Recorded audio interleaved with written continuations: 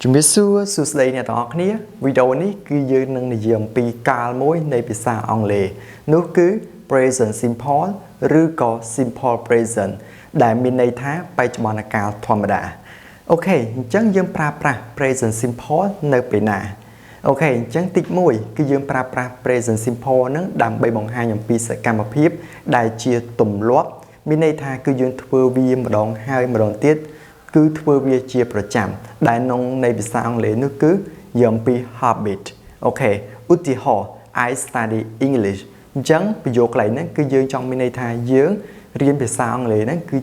ជាប្រចាំយើងរៀនភាសាអង់គ្លេសហ្នឹងជាទម្លាប់របស់យើងទៅហើយអូខេទី2គឺចង់សំដៅទៅលើសកម្មភាពដែលជាការពិតជាសកលមានន័យថា the universal truth ឧទាហរណ៍ spring comes when winter leaves អូខេអញ្ចឹងប្រយោគខ្លីហ្នឹងចង់មានន័យថានៅពេលដែលរដូវផ្ការីកចូលមកដល់នៅពេលដែលរដូវត្រជាក់ចាក់ចេញអញ្ចឹងមានន័យថារដូវផ្ការីកហ្នឹងគឺវាកើតឡើងបន្ទាប់ពីរដូវត្រជាក់អូខេទី3វិញគឺនិយាយអំពីការពិតដែលត្រឹមត្រូវរយៈពេលវែងតែភាសាអង់គ្លេសគឺ a fact which is true for long time ឧទាហរណ៍ I study English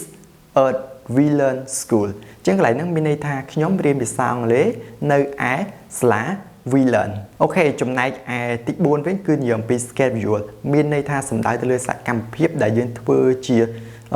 ការវិភាគធ្វើវាតេតឹងជាមួយនឹងម៉ោងពេលវេលាណាមួយច្បាស់លាស់ឧទាហរណ៍ថា I get up at 6 o'clock មានន័យថាខ្ញុំក្រោកពីគេងនៅម៉ោង6គត់អូខេអញ្ចឹងអា6គត់នឹងហើយឬក៏សកម្មភាពដែលធ្វើវាជាទម្លាប់អាហ្នឹងក៏គេចាត់ទុកវាស្ថិតនៅក្នុងការ present simple ផងដែរ